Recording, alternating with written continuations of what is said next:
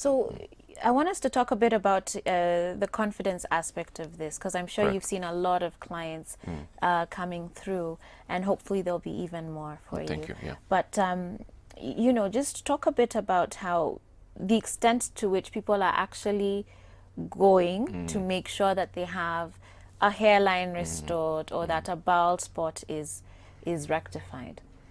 Why is it that hair is that important? Let me tell you, Joyce, the biggest challenge that we have is people do not know how tough it is to lose hair until it happens to them.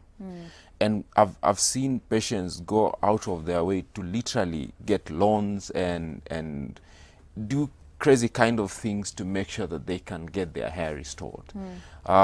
Because it's not a very, I mean, it's a premium service that we're giving, and it's expensive. I mean, it's a cost that has to be taken care of. Right. But how people feel, it's very dependent on how they look like. When your hairline gets distorted, you get an extra 7 years on your age. And that's when you start realizing, when your hairline starts receding for whatever cause, that's when you start realizing how good you look like when you have a full hairline. And the problem is that some of the hairstyles that we're doing every other day are actually doing more harm than good to the hairline or to your own hair. And it's really a psychological issue. And that's why when people are going through a lot of stress, or they have a lot of pressure in whatever they are doing, some of them would end up pulling their hair, or they lose hair in patches because of stress related issue.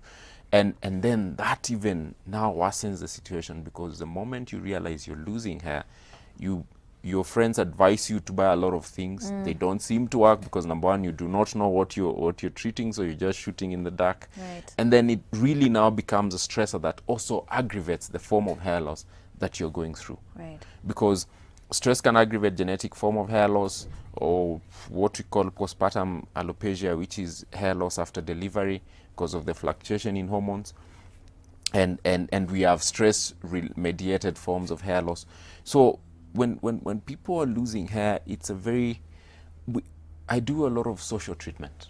When someone walks in, the first thing is to make sure that I have to tell them the positives about them. Right. I've seen people who come and it's like they've completely given up. And their case is not even bad at all. I mean, we've seen worse cases, but the key thing is really to let them know, if they still have a lot of hair that in other parts of the scalp, let them know that their hair looks good, they have very good hair, and we should be able to get back whatever has been lost.